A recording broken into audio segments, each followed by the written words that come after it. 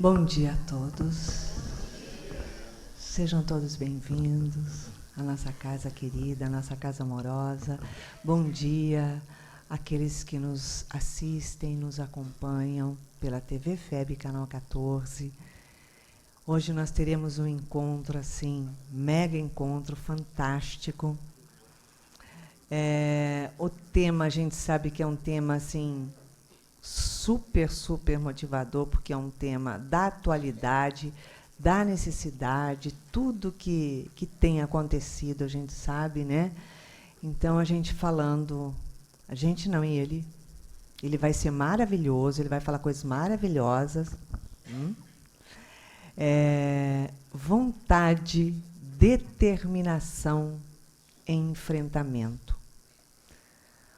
O que ele quer trazer com esse tema, né? Que abordagem ele vai trazer para trazer a consciência das coisas que a gente precisa crescer, mudar, modificar, e principalmente nos trazer a realização, porque essa somos nós que fazemos, nós que buscamos, nós que desenvolvemos.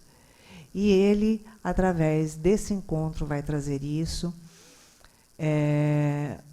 através dos seus livros, ele traz esse importante assunto, ele aborda sobre enfrentamentos, convites para enfrentamento, ou seja, os nossos maiores desafios, primeiro são conosco mesmo, né? Depois é que são com os outros. Nós vamos ter 2 blocos. O primeiro bloco ele vai explanar. Aí nós teremos um pequeno intervalo. Aí o segundo bloco, ele provavelmente passe ainda mais alguma coisa, né, do seu conteúdo. E depois vamos às perguntas. As perguntas deverão ser feitas por escrito. Por isso, todo mundo está com lápis e papel na mão já? É isso aí. Pergunte bastante, porque ele responde tudo, presente, passado e futuro. Dessa encarnação e das outras também. Ok?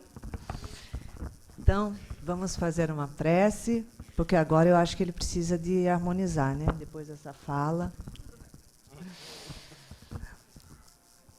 Vamos lá. Jesus, bondoso mestre e amigo, que nos acolhe nesta manhã com muita alegria, para que possamos compreender as oportunidades que nos oferecem, trazendo o despertar da nossa consciência pelos espíritos amigos, para que possamos absorver, aproveitar essas oportunidades ofertadas, que tenhamos a percepção de percebê-las, de aceitá-las e de compreendê-las, fazendo um movimento de renovação íntima. Pedimos assim a ti, Joana de Ângeles, nossa mentora amorosa, aos seus falangeiros, que com o seu carinho, seu amor, envolvam o Marcelo Nazaré nos estudos que ele trouxe para desenvolver conosco na manhã de hoje. Graças a Deus. Marcelo é médico, psiquiatra e mais um monte de coisa que ele vai falando durante, não é? É um monte de coisa, porque faz medicina chinesa, faz umas coisas ali estranhas, tá? Aí ele vai contando para vocês durante o desenvolvimento do seu trabalho.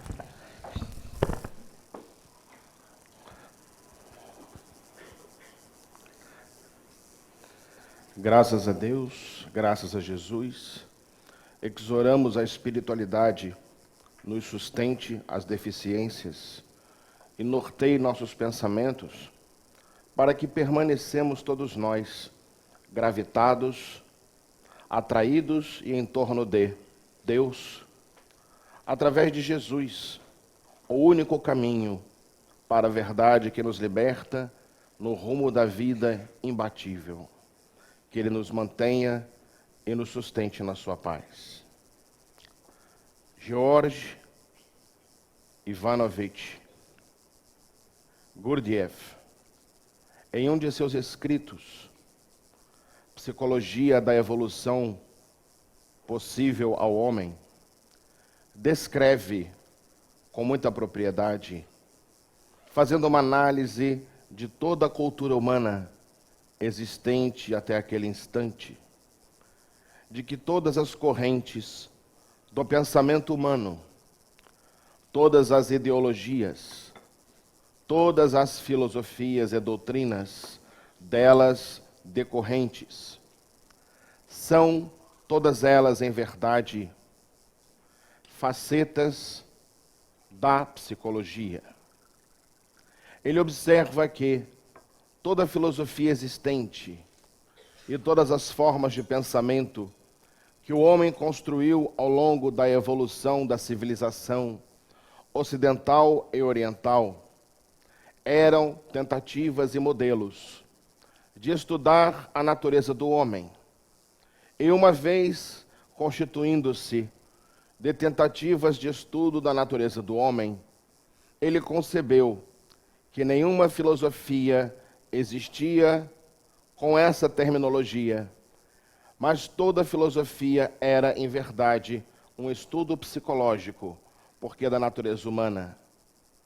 Alargou então os horizontes do entendimento dessa ciência, ainda hoje pouco compreendida e valorizada pela humanidade, demonstrando que tudo aquilo que estudamos, sendo referente à nossa própria natureza, constitui-se de um estudo psicológico.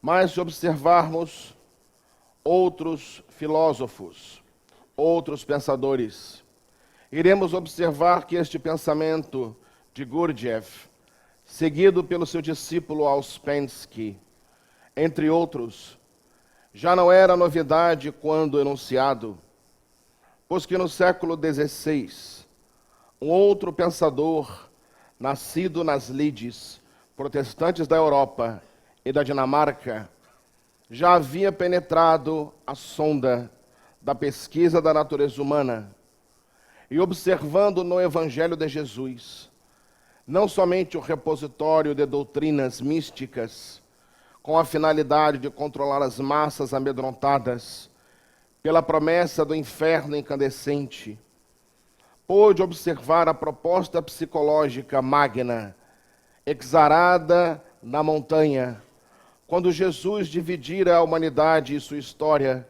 em dois fatos, um antes dele, outro após o que a humanidade nunca mais seria a mesma, e não poderia ser de outra forma.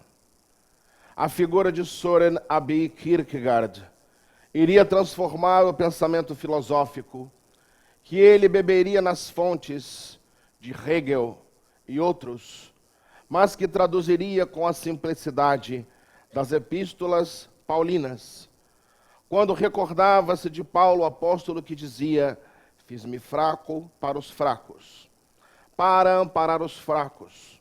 Fiz-me tudo para todos, para por todos os meios chegar a erguer alguns. Era necessário adentrar a imperfeição humana, caminhar ao lado da imperfeição humana, fazendo com que esta imperfeição acreditasse que ele partilhava os mesmos caminhos e pegadas, para trazer a imperfeição na direção da perfeição.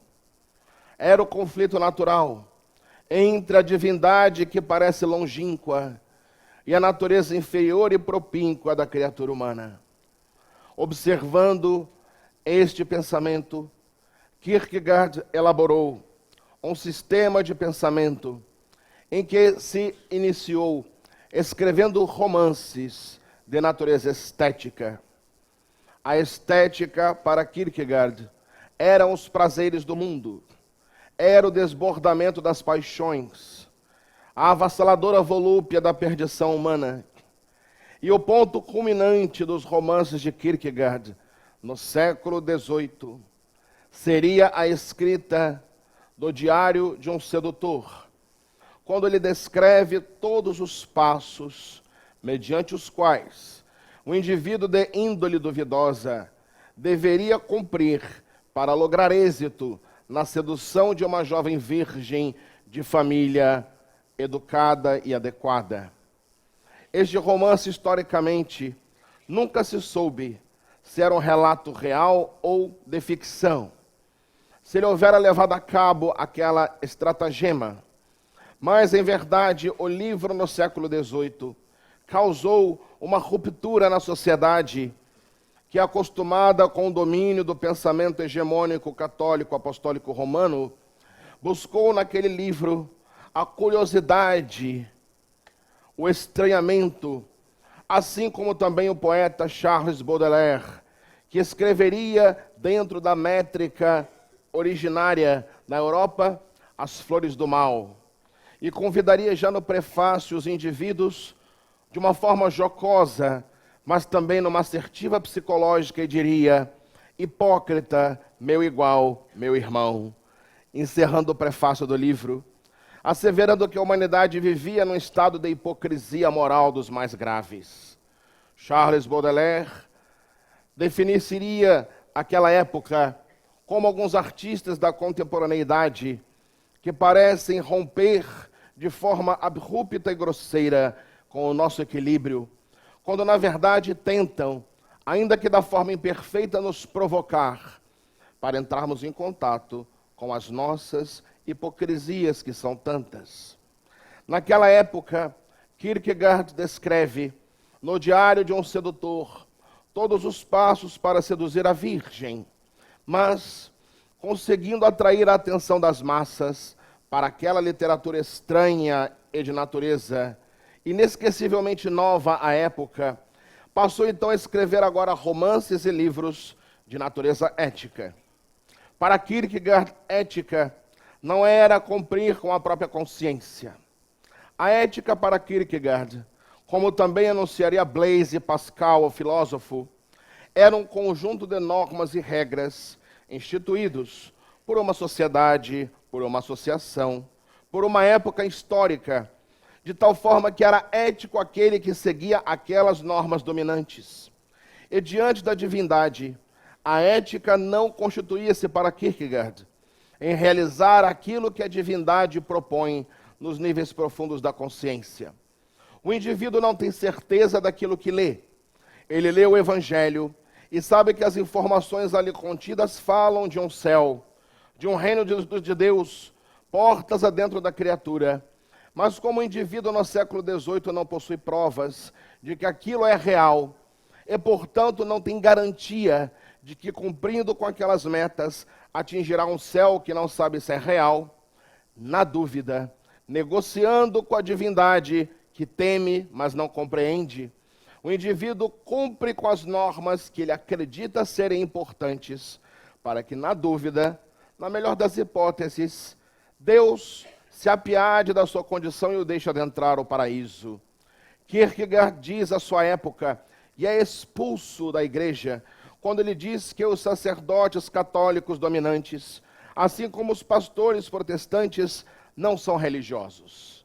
Eles são, no máximo, estéticos éticos, porque eles realizam o cumprimento de atos nos quais eles não acreditam em caráter de totalidade. E, na dúvida, barganham com a vida para que possam adentrar o céu, via das dúvidas, realizando aquilo que eles acreditam ser o correto. E assim é expulso. Mas ele realiza também outra façanha. Escreve os livros de natureza religiosa. E ele diz que o indivíduo é aquele que, religioso, reconhece no seu profundo campo emocional, reconhece no seu íntimo mais íntimo um desejo inato de realizar aquilo que é certo, não necessitando desta ou daquela carta, dessa ou daquela norma, para realizar aquilo que sente ser importante para a sua vida. Então ele divide a humanidade entre estéticos, éticos e religiosos. Mas sabendo que não atingiria os religiosos de imediato, ele se faz fraco como os fracos, e escreve os romances estéticos, e ganha os fracos. Fala-os então ler os estéticos e os éticos na sequência, e conduz os indivíduos estéticos à religião através de um contínuo de crescimento filosófico. Em uma das suas obras mais memoráveis, Kierkegaard define aquilo que deveria ser a base da psicologia do futuro. No século XVIII, muito antes de Sigmund Freud e de todos os teóricos do psiquismo na humanidade, da neurologia, da psiquiatria, das doutrinas da alma, Kierkegaard define a nomenclatura culpa. A culpa que é a gênese de todas as problemáticas psicológicas, de multifárias experiências reencarnatórias, que a todos nós atinge, quase em caráter de totalidade e de forma pandêmica. Kierkegaard define que a culpa, essencialmente, é o clamor da consciência profunda do ser, que reconhece o estado de débito do indivíduo para com a vida e clama à superfície da personalidade, que não havia recebido o nome de ego naquela época, mas ascende daquele nível submerso da consciência profunda e clama à superfície as suas possibilidades mais próprias. Toda alma no processo de evolução, diz Kierkegaard, necessita reconhecer se está sentindo profundamente sensações de débito com a própria vida. Quando a consciência reconhece esse débito, ela lança para fora a culpa, a dor primária, que é a gênese de todas as problemáticas que aturdem o indivíduo, para que ele se reconheça na situação de débito e busque realizar as suas possibilidades mais próprias. Assim, ele estabelece uma filosofia existencial, que mostra que o ser humano é um indivíduo que vive tentando superar dialéticas que ele precisa aceitar. Na condição de corpo, ele é mortal. Na condição de espírito, é imortal. Então vive na dialética entre a mortalidade e a imortalidade, que ele deseja superar ao invés de aceitar. Ele também vive na dialética da necessidade e da possibilidade. A necessidade para Kierkegaard significa todas as limitações da existência, que são as suas condições de limitação para evoluir. Mas dentro de cada círculo, ou de cada esfera de limitação, existem infinitas possibilidades de evolução naquela limitação. Então o indivíduo também tem que vencer a dialética dos necessários e possíveis. E assim ele estabelece um estudo da psicologia humana para que o Evangelho ganhe a soberania do entendimento na humanidade, de que ele não é mais uma carta mística para barganharmos com a divindade, mas um tratado de psicologia profunda, que nos permite alçar o voo da imperfeição na direção da perfeição possível. E assim ele avança no pensamento, sendo seguido por outros teóricos, que irão beber nas suas fontes, alguns questioná-lo, outros mergulharem nele. E mais adiante, veremos a psicologia ganhar grandes nomes, hauridos nas bases do pensamento de Kierkegaard. Mas a culpa merece uma análise especial, porque essa culpa de que Kierkegaard fala desdobra-se em culpas secundárias, que são as nossas culpas conhecidas, e que se desdobram nas dores, pois manipulam a nossa estrutura infantil, a estrutura do ego infantil, quando nós então corroemos e corrompemos a nossa caminhada, gerando dores que estão nas nossas mãos serem evitadas. Allan Kardec, no século XIX, inaugurou a psicologia espírita através da sua psicopedagogia profunda, quando indagou aos espíritos a questão de número 909 de O Livro dos Espíritos, e obtém a resposta das entidades nobres, de que a vontade é o elemento fundamental da alavanca da transformação, que merece ser compreendido em seu caráter profundo, pois somente os atos volitivos, Os atos da vontade são aqueles capazes não somente de identificar as nascentes da culpa, mas remover todo carbúnculo, todo o câncer que ela promove dentro das estruturas mais profundas do indivíduo, impedindo-o de lograr a plenitude que Jesus promete a todos aqueles que lhe forem fiéis. Se não compreendermos as estruturas da culpa e não compreendermos as estruturas da vontade, é impossível alavanquemos o processo da evolução. Isto porque todos os indivíduos que caminhamos na Terra, bem como os espíritos desencarnados que aqui se encontram ao lado de nós, programando experiências futuras na carne, ou nos assistindo e protegendo a incipiência do processo evolutivo, todos, espíritos que somos, indagamos em vários níveis da nossa personalidade o que nos falta para vencermos a imperfeição. O que está faltando para nós, para lograrmos esse passo que não conseguimos dar. Parece tão claro para nós aquilo que merece ser feito, mas estamos aguardando uma garantia especial. Estamos aguardando aquela mensagem, aquele guru, por que não, que nos aponte o que falta em nível exato para o processo evolutivo. Mas assim como Jesus no passado diria que João Batista era o Elias que havia de vir e não foi reconhecido, ousamos dizer que Kardec era essa garantia que esperávamos que viesse, e ela veio e nós não reconhecemos. Na pergunta 909 do Livro dos Espíritos, os atos da vontade. Isto porque os indivíduos têm a pecha de pensar que um dia acordarão e naturalmente se iluminarão. De que a iluminação é um ato acidental. O indivíduo acordará e subitamente despertará para a finalidade da vida. Ou uma comunicação medianímica, uma orientação no atendimento fraterno de uma casa espírita, a preleção de um padre, de um pastor, de um monge budista, a comunicação de um preto velho do terreiro de Umbanda, seja lá onde for, o indivíduo espera que de fora para dentro chegue-lhe a garantia definitiva para que ele se ilumine, para que ele se liberte das imperfeições. Por outro lado, os indivíduos ficam buscando guardarem nessa certeza a garantia de que aquilo que estão realizando é, de fato, verdade e se sustenta como tal. Portanto, todos nós ainda caminhamos, segundo o pensamento de Kierkegaard, dentro da filosofia ética, e não somos religiosos. Somos éticos, mas não adentramos o caráter religioso de reconhecer naturalmente aquilo que é certo de dentro para fora de nós mesmos.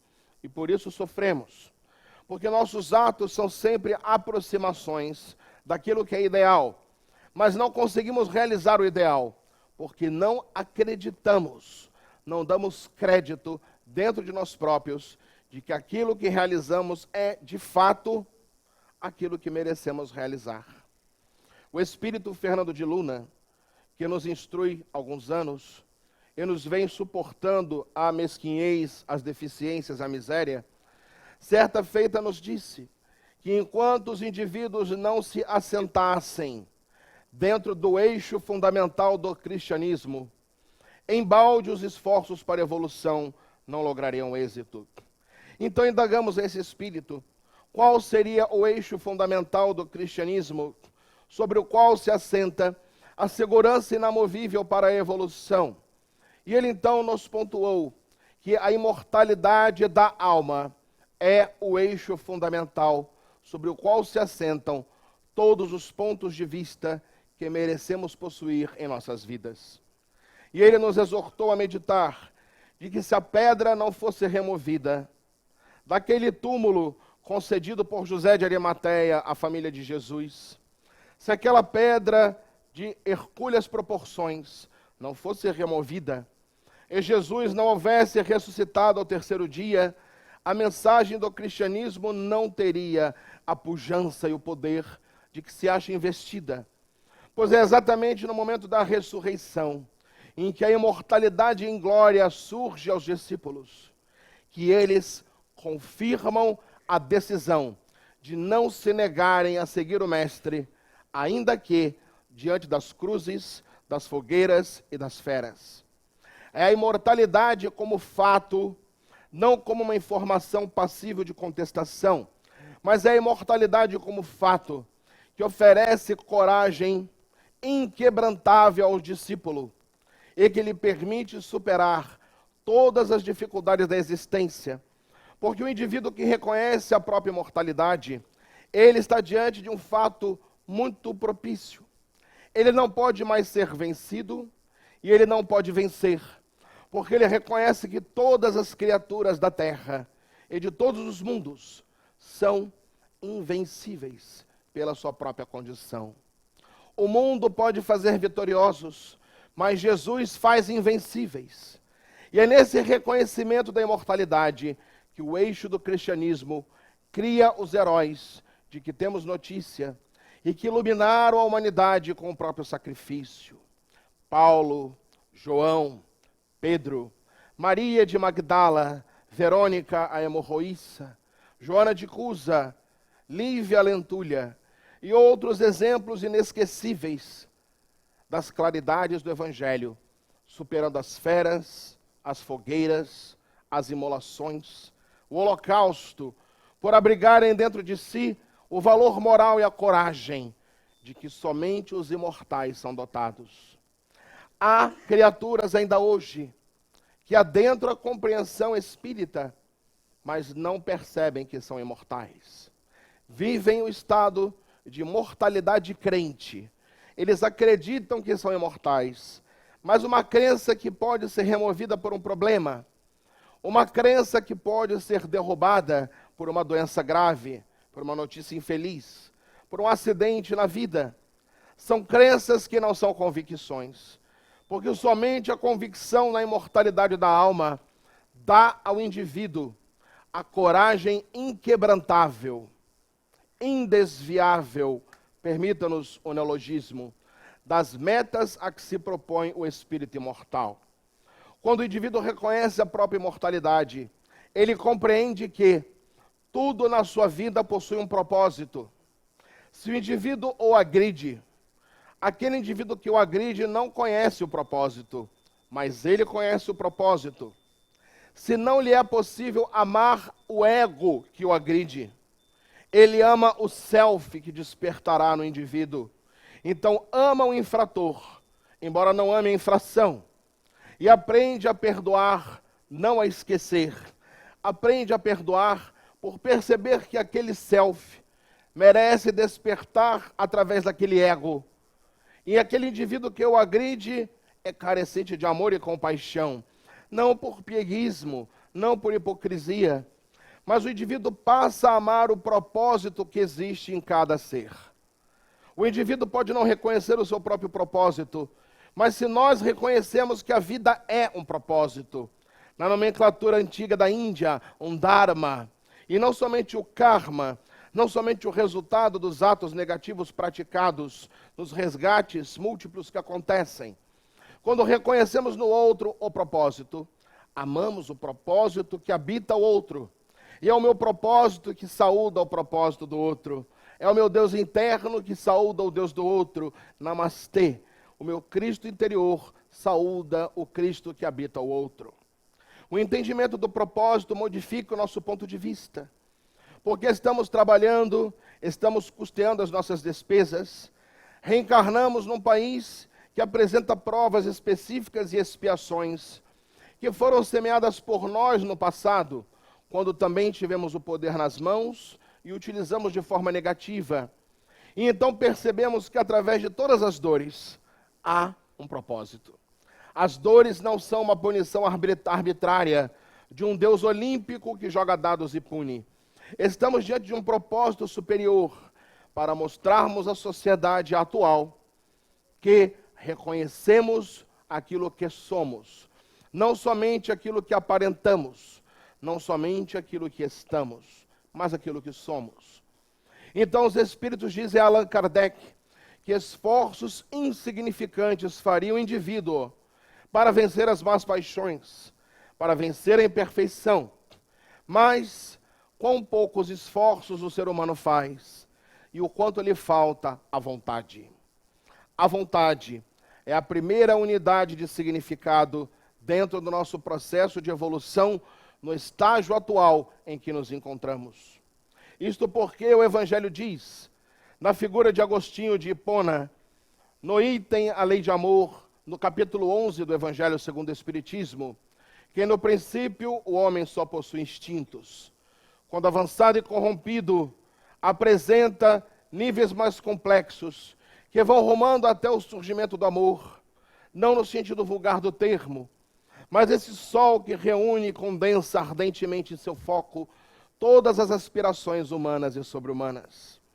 Quando Agostinho define essa evolução das sensações aos instintos, do instinto à inteligência desse ao amor, ele poderia acrescentar mais adiante que quando o indivíduo constata a presença do amor, surge-lhe a poderosa alavanca da vontade que ali está inscrita, pois que vontade não é um ato instintivo ou mecânico. A vontade é um ato consciente. Quando o indivíduo avança no processo evolutivo e ele percebe os seus próprios desejos, ele se dá conta de um fenômeno muito curioso, em que nós vemos todos os dias, no atendimento fraterno, no consultório médico, nas emergências, nos consultórios de psicologia.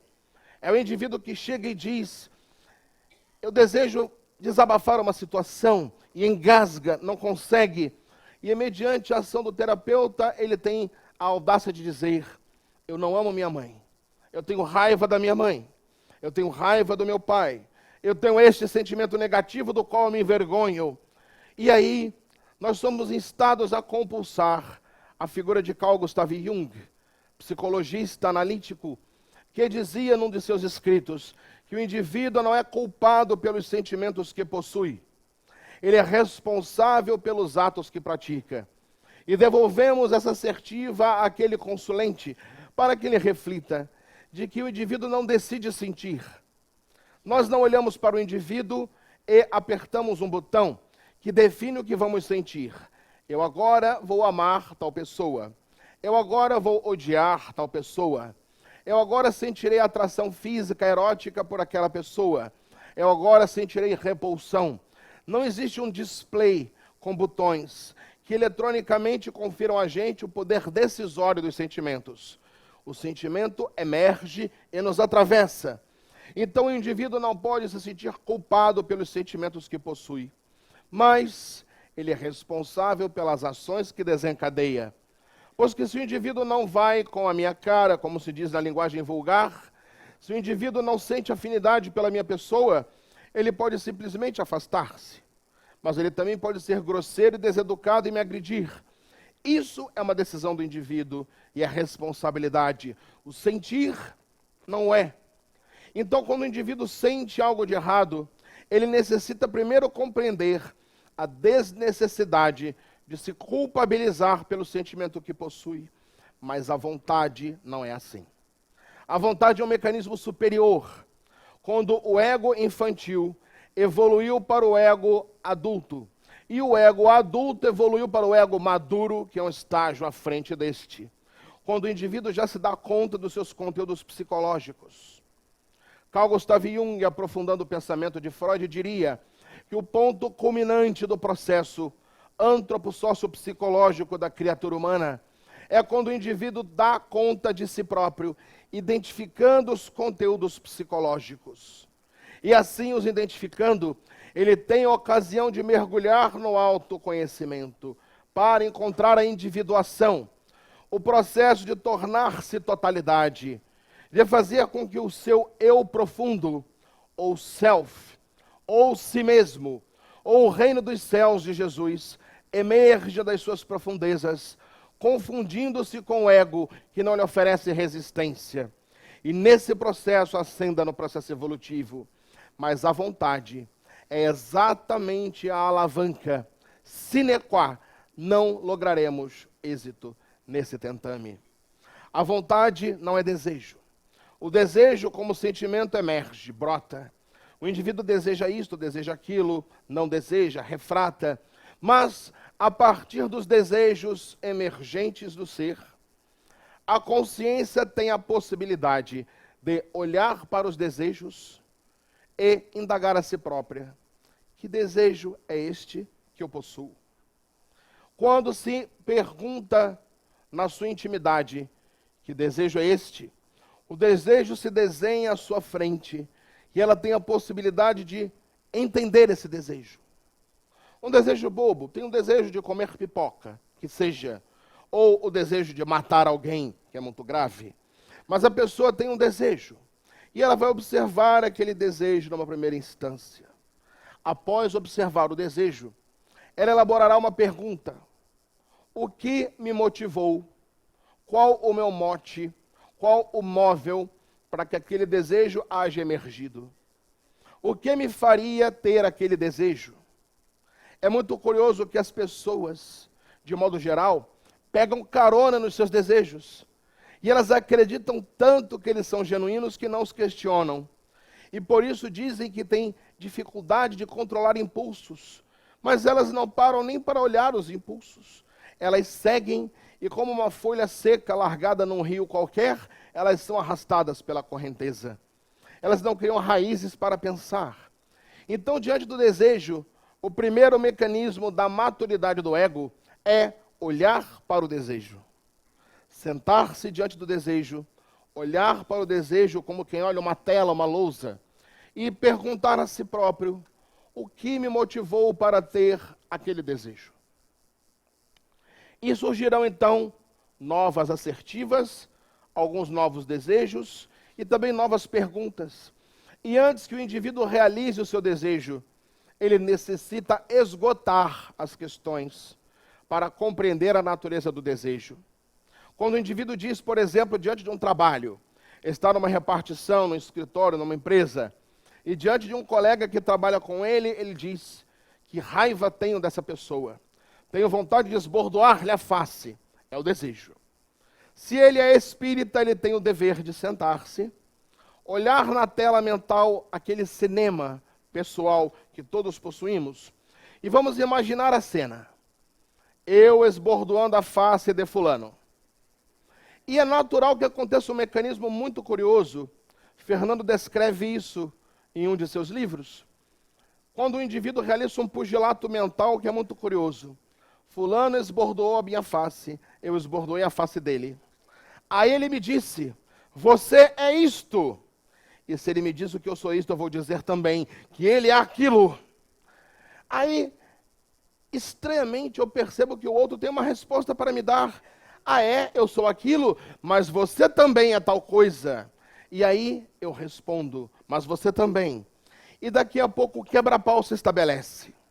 E eu fico assistindo aquele filme, bem à maneira daqueles filmes antigos, Desejo de Matar 37, e começa o sangue a transbordar da minha tela mental.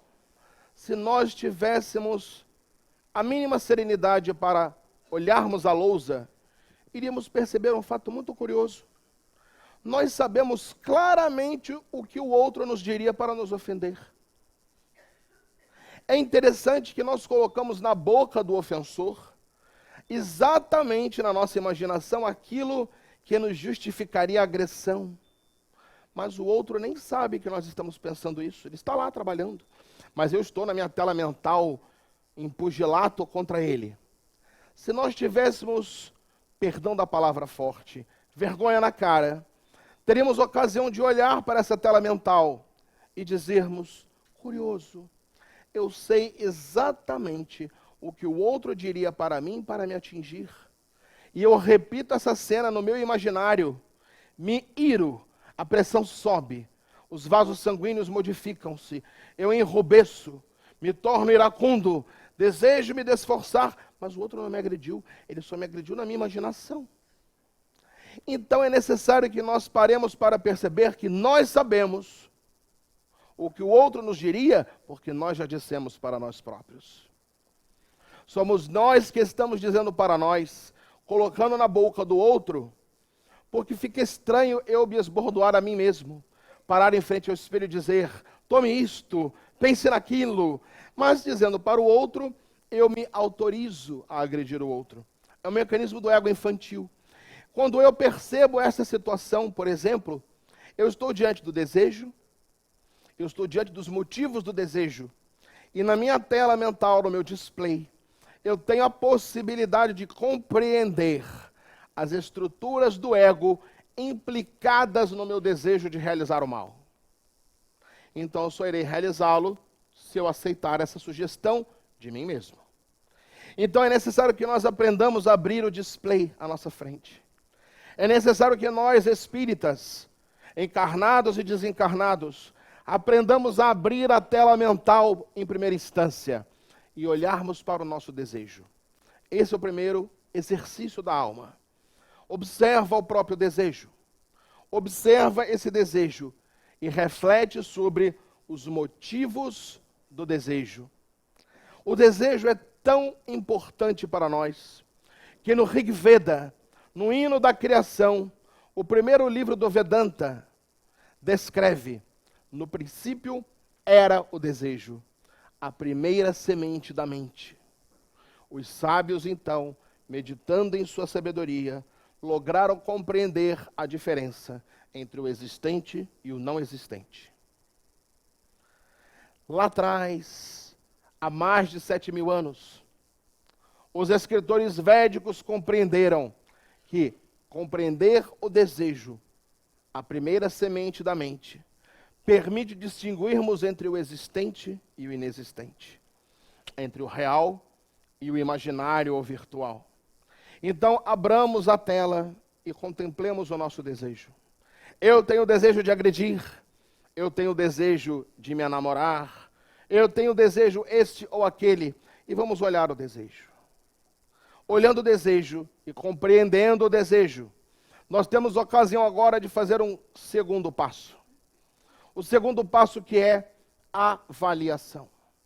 Avaliar se aquele desejo sendo cumprido terá boas ou más consequências para mim e para os outros.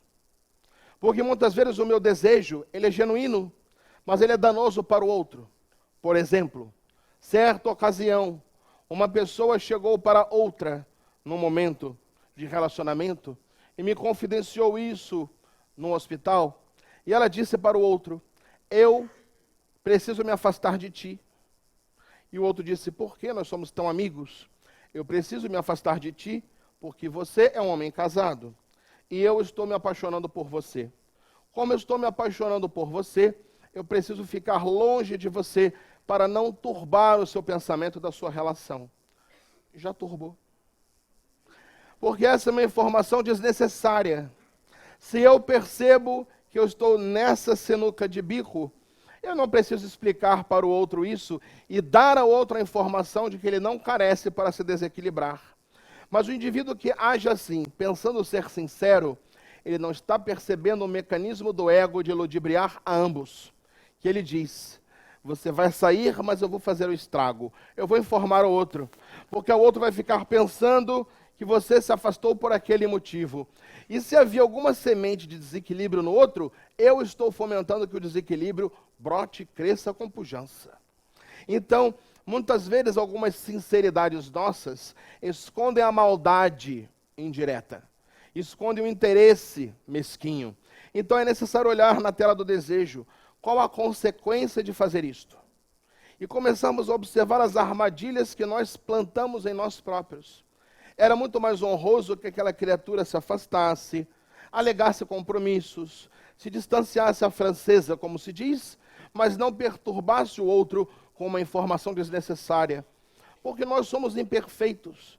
Por mais equilibrado que o indivíduo seja, quando alguém o elogia de uma forma erótica ou alega um desejo, é natural que o outro se desequilibre, porque a massagem do ego infantil é excelente. O ego infantil adora massagens. O ego adulto também, e o ego maduro rechaça e interrompe imediatamente. Mas quando o indivíduo faz esse tipo de comentário, ele precisa perceber a intenção indireta do comentário. E ele é desnecessário. E aí a pessoa desequilibrou o outro com absoluto senso de comportamento evangélico. Eu fui só sincera. Nós precisamos observar nossos desejos, analisar na tela mental qual a nossa intenção. Qual a nossa intenção em dizer para o outro isso? Isso acontece muito com alguns médiuns. O médium diz, me perdoe a intromissão, já não deveria ter aberto a boca se tem uma intromissão. Mas, me perdoe a intromissão, eu não tenho este hábito. Tem sim, está fazendo. Mas eu recebi uma informação que eu preciso dizer para você. Eu preciso dizer para você, me perdoe, não fique aturdido, a pessoa já fica. E quanto mais você anestesia, pior fica. E eu gostaria de dizer para você que eu tive uma intuição. O seu marido está bem? Ele tem se comportado adequadamente no lar? Pronto, causou separação. Então é necessário que o indivíduo tenha prudência em abrir a boca para falar com o outro.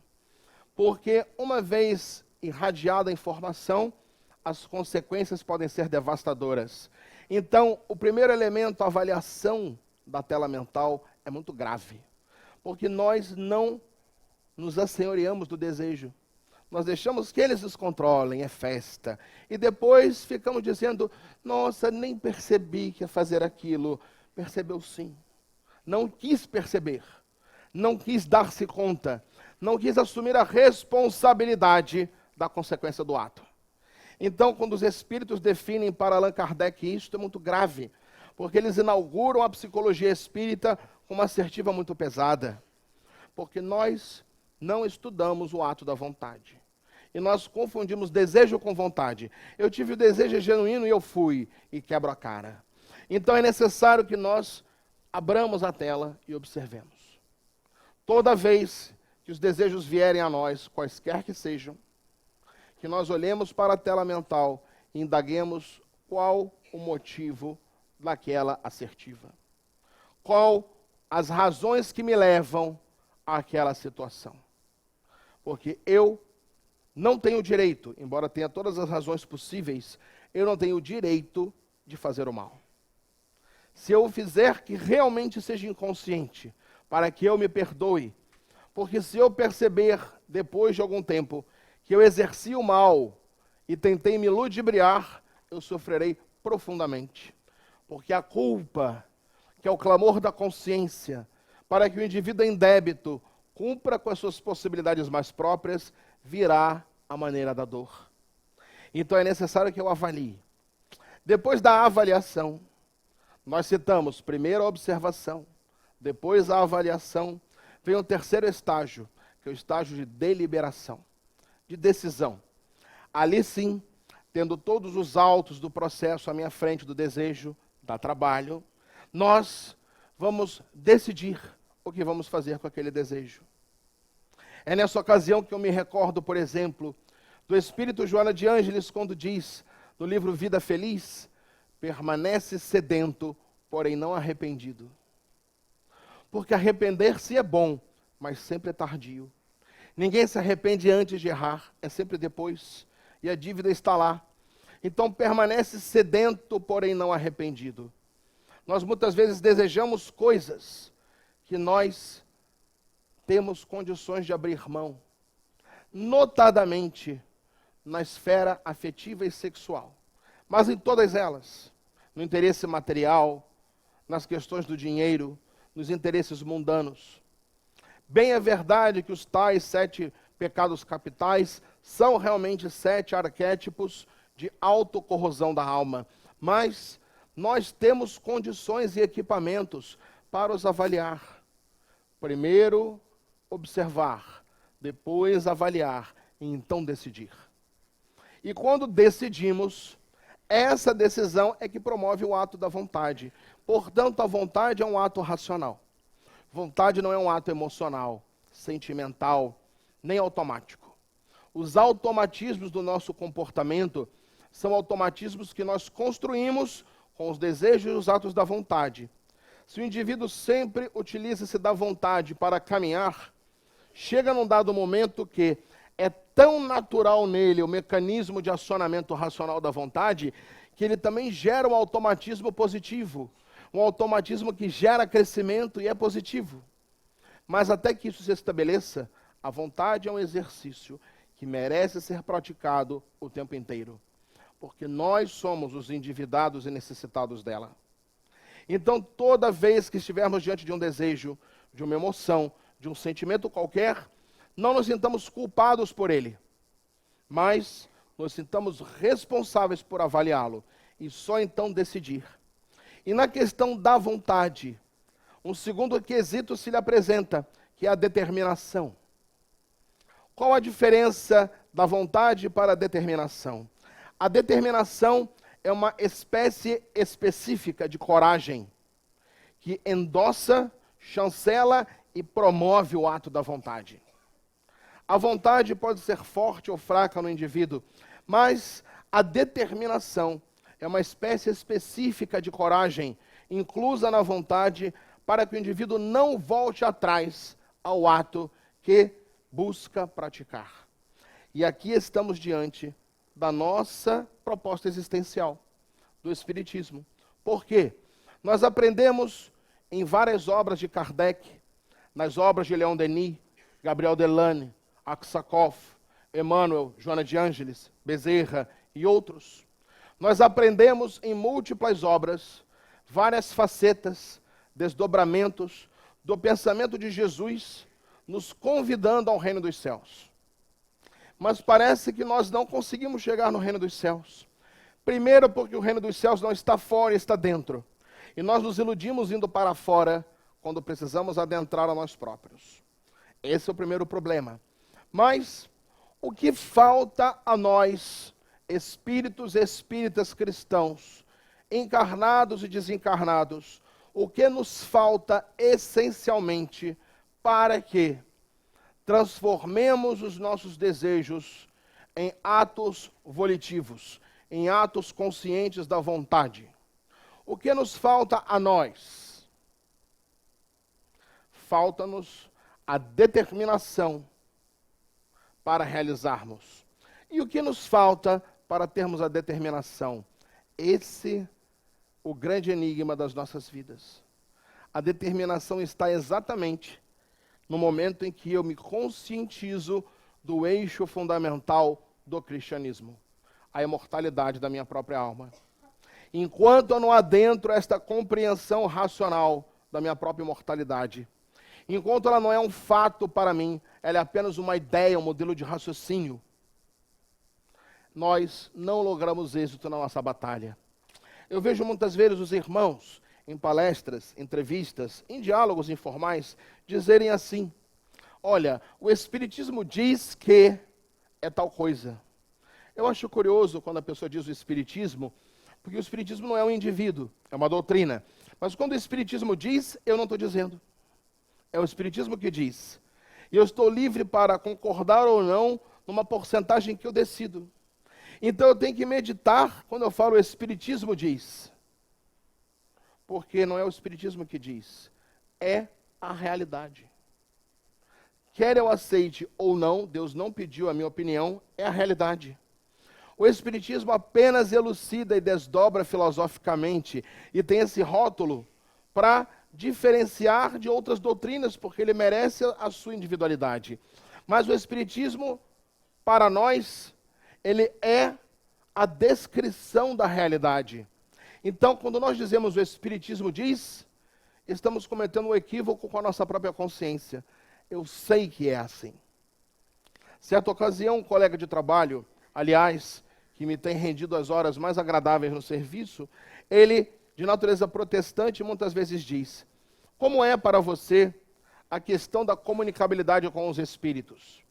Deus. E nós dizemos para ele: perdoe-nos parecer arrogantes, não queremos ser arrogantes, mas essa frase vai soar estranha no seu ouvido.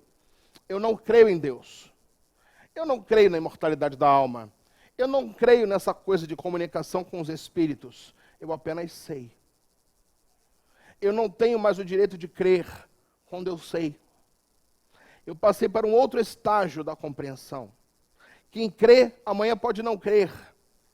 Amanhã pode passar por uma doença grave, agora eu não acredito, Deus está contra mim. Eu vejo muito espírita assim, ele é fiel, ele é firme. Aí acontece uma doença grave, como eu, espírita, trabalhador, agora tenho isso. Graças a Deus, você é espírita, trabalhador e tem isto para evoluir. É bônus, não é ônus. Então nós precisamos entender que ou nós somos espíritas, e sabemos, ou nós somos adeptos da doutrina espírita e ainda estamos só acreditando, mas não nos fidelizamos à compreensão doutrinária. Porque isso é fundamental para o ato da vontade. Quando eu sei, quando não há dúvidas dentro de mim, eu tenho determinação para que a minha vontade não se dobre. Quando eu não sei, eu só acredito, a minha vontade balança. Eu titubeio, eu não sei o que fazer. Então é necessário que nós meditemos sobre a determinação. E o que nos falta para adentrarmos a ela. Porque é muito curioso. Nós temos tantos livros científicos que nós não lemos por preguiça. Quantos de nós aqui conhecemos, por exemplo, o médico Alexander Aksakov, que era lente da Universidade de Leipzig, na Alemanha? O que é um lente? Lente é o particípio presente do verbo ler, que nós na língua portuguesa substituímos pelo gerúndio, lendo. Fulano está lendo um livro. O correto seria dizer, fulano está lente o livro, porque se o ato acontece no presente, ele está lente. Lendo é medianamente no passado. Então, no português, a forma verbal do particípio presente foi transformada em substantivo. Então, nós temos o leite fervente, nós temos o servente, que é a pessoa que trabalha servente aos outros e não servindo aos outros. E nós temos o lente. O lente é o indivíduo que permanece lente, não lendo, constantemente todos os livros da biblioteca da universidade onde trabalha. E sabe todos de cabeça. O lente é aquele que, consultado por todos os professores catedráticos das mais diversas matérias, ele sabe de cabeça em qual livro, página, capítulo, etc., está a informação para o outro dar a aula. Alexander Aksakov era lente da Universidade Alemã de Leipzig, além de ser médico. Então ele escreve uma obra memorável, Animismo e Espiritismo. E ele descreve os fenômenos físicos que provam que o Espiritismo não é uma doutrina, um modelo psicológico somente, e que ele é um fato incontestável da ciência. Ao lado dele, Charles Richer, Ernesto Bolzano, Cesare Lombroso, e nós não os estudamos. E com isso nós tiramos de nós a chance, a oportunidade de termos a determinação inamovível para nada nos deter, para nada nos impedir na caminhada na direção de Jesus. Porque se nós estudássemos qualquer um desses livros, nós íamos ter tantos fatos patentes da imortalidade, que eu queria ver alguém duvidar que é imortal e tremer na base diante da prova e da expiação. Eu queria ver. Porque não vai conseguir. A alma não vai deixar. Então é necessário mergulharmos nessas obras. Para que as obras psicológicas de Joana, de Fernando, de Emmanuel, ganhem sustentação. Porque eles nos dão a base moral, a educação psicológica. Mas as obras anteriores nos dão um sustentáculo científico para nós não duvidarmos de Joana, para nós não duvidarmos de Emmanuel, para nós não duvidarmos de Bezerra, para nós não duvidarmos de Jesus, em última análise. São os fatos científicos. Os cristãos, há 2000 anos atrás, tiveram a prova da pedra removida do sepulcro. Nós temos a prova, nessas obras, das inúmeras pedras removidas do sepulcro. E ainda podemos escutar, como Maria Madalena escutou naquele dia, e por que vós procurais entre os mortos aquele que vive? Porque nós somos filhos vivos e imortais. Não somos mortais. Nós não vamos esperar morrer para viver a vida eterna. A vida eterna é agora, se não esse exato momento.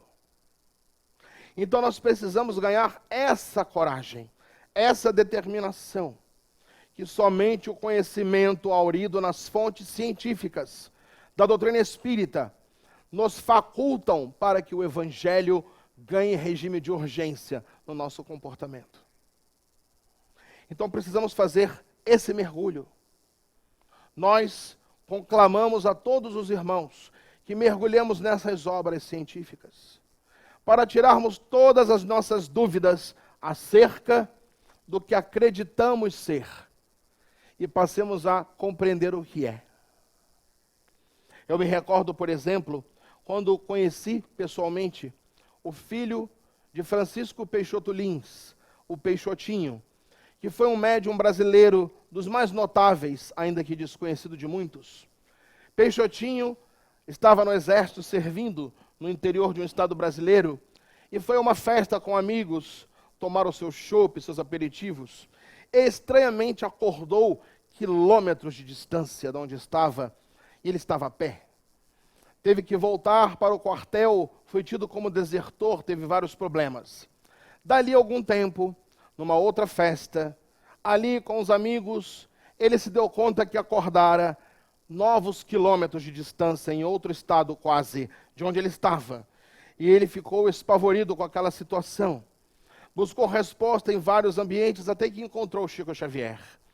Então compreendeu que ele era dotado de uma estranha mediunidade, que ele era capaz de entrar na quarta dimensão e voltar para a nossa, quilômetros de distância, e se teletransportar com o corpo inteiro. Mas também era dotado de uma capacidade de efeitos físicos invulgar.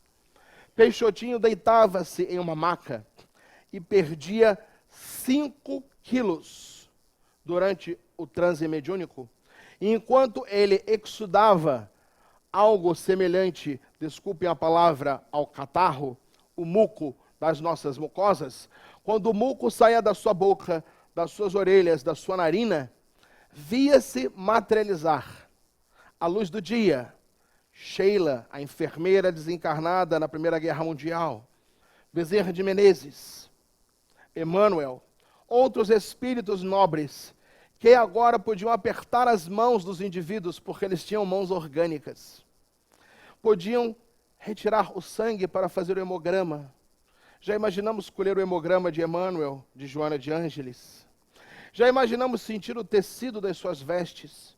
Por isso ele perdia 5 quilos desse citoplasma celular, que ele irradiava para materializar os ditos mortos, que conviviam conosco ali por alguns instantes. Certa ocasião, um indivíduo de má fé, achando tratar-se de alguma coisa à beira do ilusionismo, como só ia acontecer até os dias atuais, passou a perna numa entidade para fazê-la tropeçar durante o fenômeno, achando tratar-se de um encarnado. Quando fez isso, o espírito desmaterializou a perna e não tropeçou, mas houve um choque magnético naquele instante, que o médium, adormecido em transe, sentiu. Acabado aquela reunião do fenômeno da materialização, Peixotinho, quando se levantou, caiu no chão. Não conseguia ficar de pé. Uma dor intensa acometia um dos seus membros. Levado ao hospital, foi constatado que o fêmur havia desaparecido. Naquele momento do choque, a perda do citoplasma não reconstruiu o fêmur. Isso porque Peixotinho, durante o fenômeno, ele deitava e adormecia em transe. Ele liberava tanto o citoplasma que as pernas dele diminuíam e desapareciam durante o fenômeno, como se ele fosse um aleijado sem os membros. E os membros se reconstruíam depois do fenômeno. Mas quando recebeu o choque da banda do colega primo em Cristo, ele perdeu o membro. E aí o que aconteceu com o Peixotinho? Ele teve de ser levado ao centro espírita de novo, deitado à cama. Outros médiuns em prece ficaram junto dele, orando para que os espíritos nobres reconstruíssem o fêmur dele e ele pudesse voltar a andar. Com um detalhe, eles deixaram uma marca em Peixotinho proposital. O fêmur não teria o mesmo tamanho que o outro, para ele passar a mancar e mostrar aos outros que o fêmur dele fora construído pelos espíritos. Não fora uma mentirinha contada para inglês ver. Então, observemos, esse médium viveu no século XX aqui do nosso lado. Materializava espíritos no Maracanã, no Grupo Espírita André Luiz. Quem quiser visitar esse centro, ele possui um mini museu com objetos materializados pelos espíritos. Por exemplo, José Grosso. José Grosso era um jagunço que caminhava junto de Lampião. Mas José Grosso tinha uma característica muito grande. O nome José Grosso é óbvio. Ele era uma pessoa muito pequena, singela, com as mãos muito pequenas, mas ele adiantava-se à frente dos jagunços. chegava na frente dos cangaceiros, a cidade que seria invadida, e ele avisava que a cidade ia ser invadida, para que as mulheres e as crianças fossem salvas. Então esse espírito, ao desencarnar, integrando a falange dos espíritos orientados por Emmanuel, ele apresentava-se na materialização. E é tão curioso o que ele fazia. Ele se materializava, pedia que colocassem na mão dele cera de vela quente. E quando ele segurava a cera sem se queimar, ele modelava a cera na própria mão e fazia uma luva de cera. Depois de fazer a luva de cera, ele fazia assim, esperava ela secar e endurecer, pedia para alguém segurar e tirava as mãos de dentro e rematerializava. Então nós vamos encontrar as mãos de José Grosso materializadas, flores, pedras e outros objetos. O que nos falta a nós, espíritas, para olharmos para isso e compreendermos que nós não precisamos mais acreditar em Deus, nós não precisamos acreditar na imortalidade, nós não precisamos acreditar na comunicação mediúnica, nós não precisamos acreditar em nada, simplesmente saber. Apenas saber. Saber sem arrogância, saber sem empáfia, e termos a alegria de saber. É tão curioso. Às vezes o espírita sai de uma casa espírita em um determinado bairro, numa cidade calma, como Rio de Janeiro, tranquila, e ele sai do centro espírita preocupado com o assalto, e ele sai correndo, adentra-se no carro, no ônibus e vai rezando. Se o assaltante o encontrar, graças a Deus ele encontrou um espírita. Se o assaltante o encontrar, seja espírita. Se você desencarnar, você ressarciu suas dívidas, ele está com as suas dívidas porque atrapalhou a sua reencarnação. Mas por que esse pavor de desencarnar se nós não podemos morrer? Onde está a nossa segurança?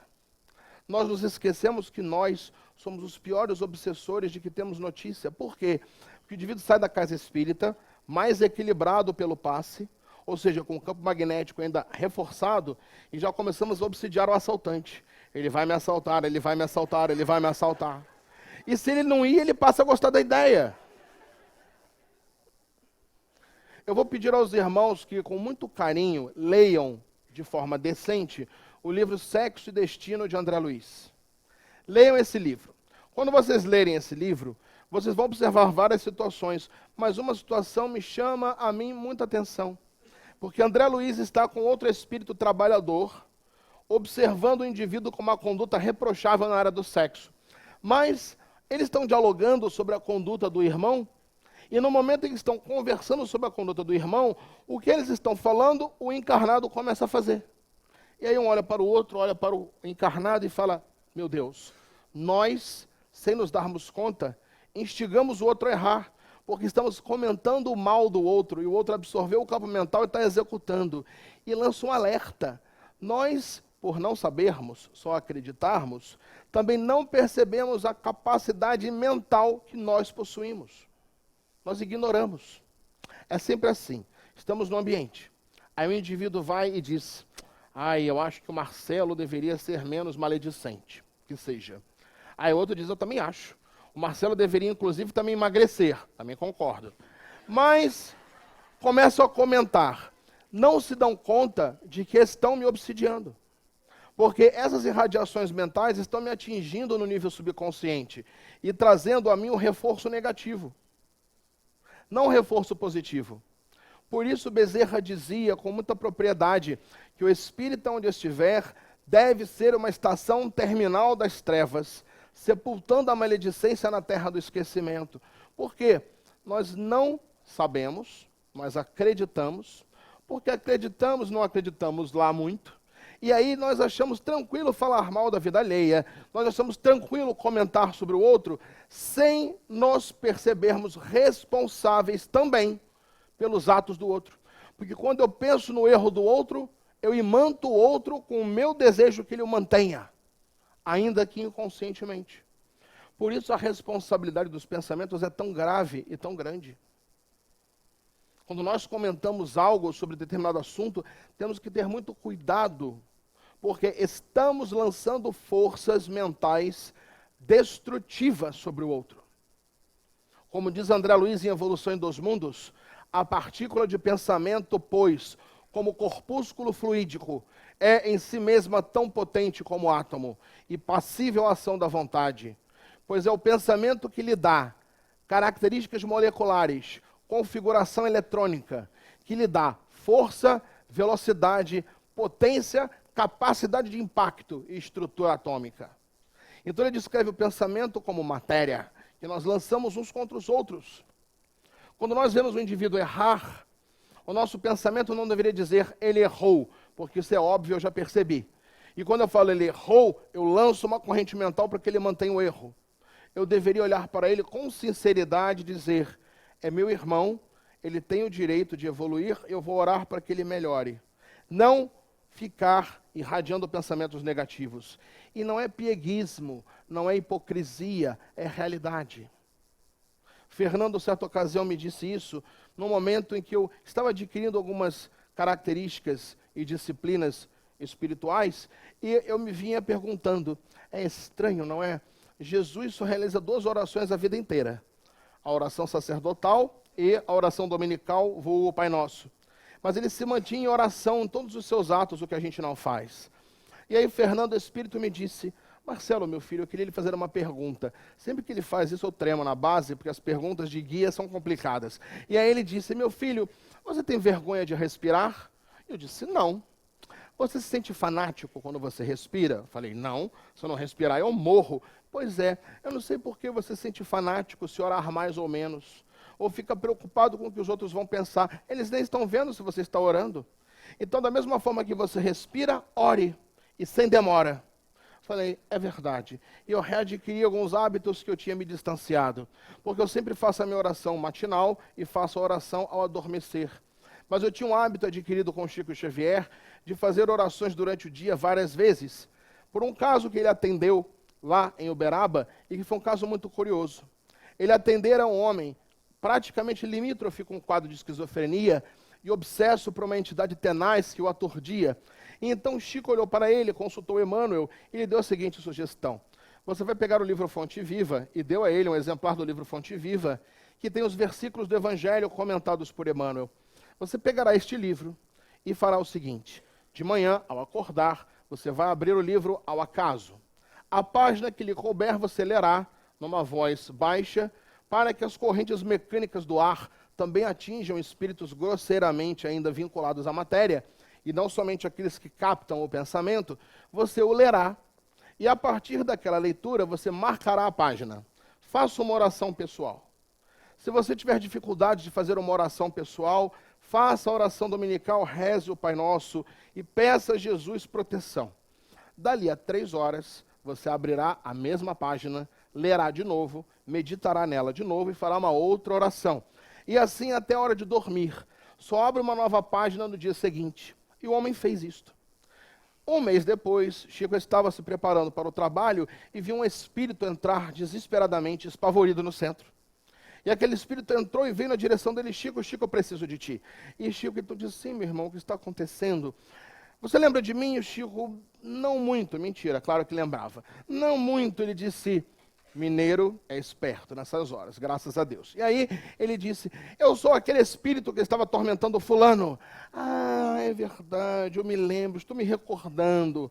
Ah, uai, o que aconteceu, meu irmão? O que acontece? Esse homem não só fez o que você disse, como agora é assim, eu mal me aproximo, ele sente, porque está mais sensível, ele lê de novo. Eu não aguento mais ouvir aquele tal de Emmanuel. Ele está me obsidiando, faça alguma coisa. Eu vou fazer, meu irmão.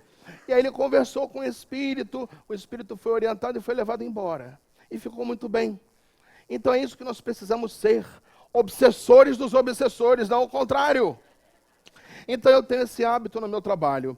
Eu tenho alguns livros, espírita sempre anda com poucos livros, uma coisa assim singela, na mala do carro também, e aí eu tenho um deles, o Fonte Viva, inclusive. Quando eu chego no trabalho, eu faço uma nova oração, que meus colegas de trabalho já sabem, porque eu não me escondo. Tem espírita que tem vergonha, ele lê escondido, porque é uma coisa quase maçônica, é secreta.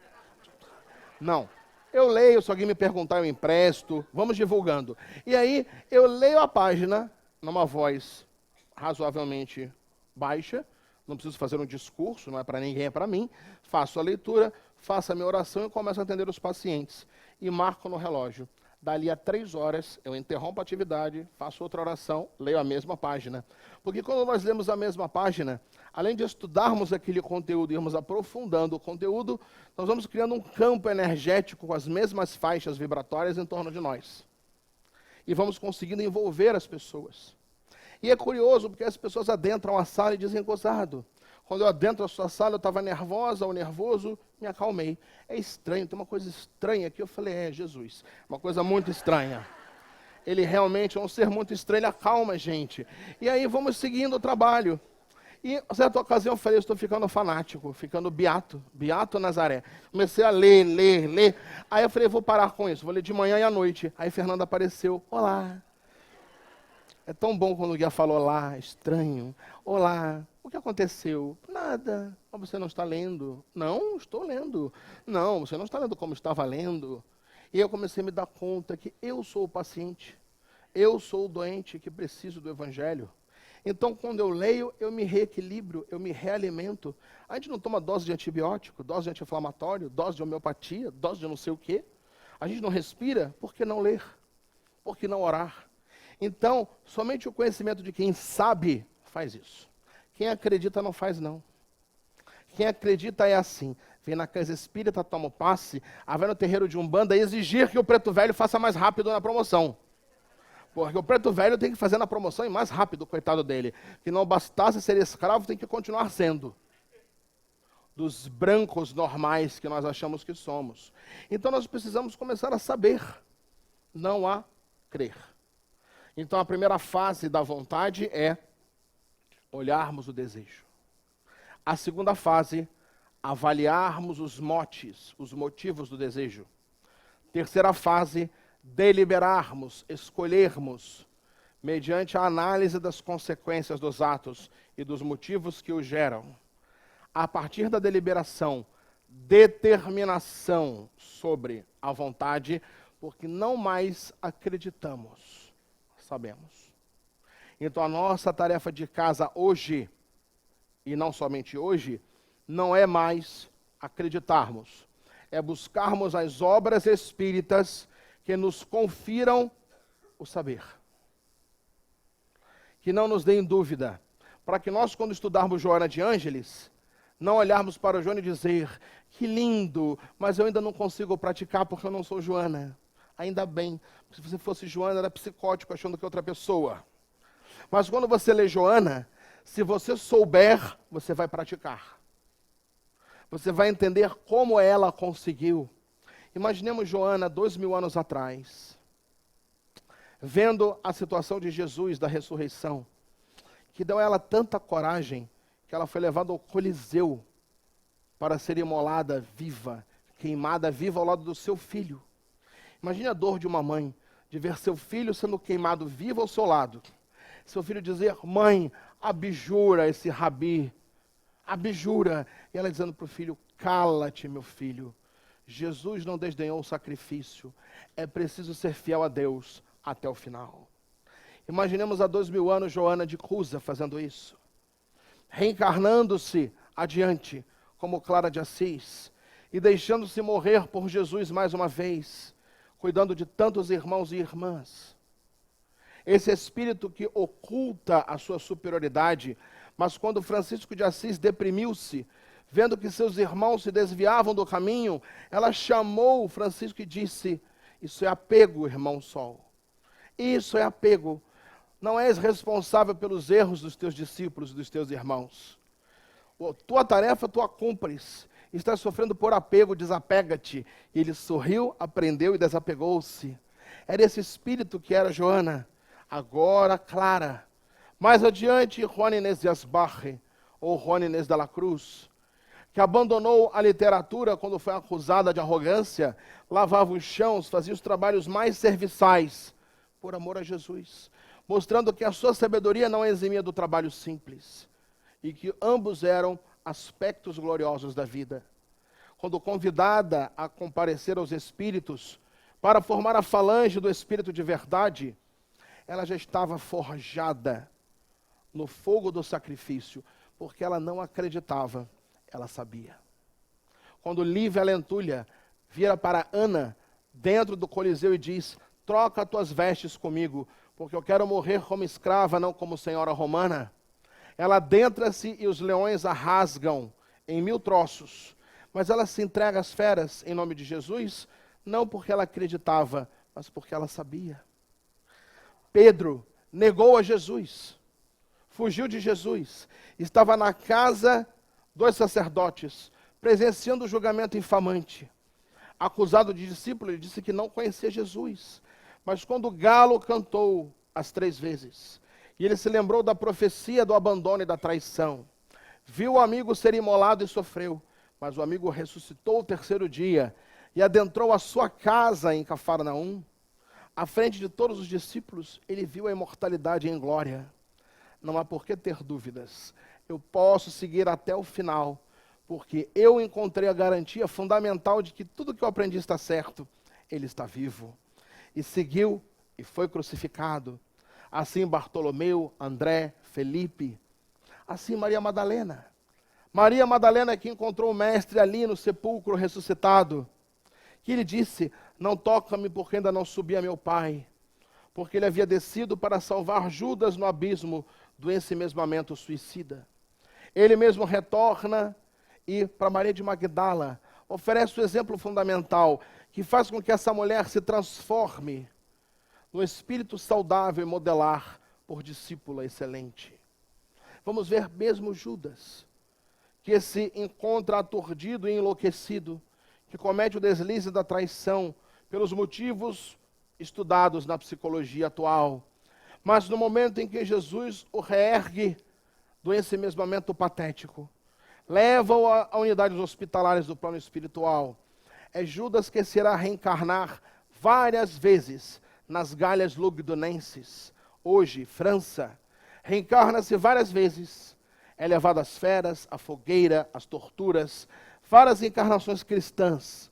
Vai absorvendo o psiquismo daquela região, e então pede a Jesus para honrar a profecia, que dizia que quando as galhas sofressem a ação do inimigo, ela seria salva pelas mãos de uma mulher, de uma doce virgem.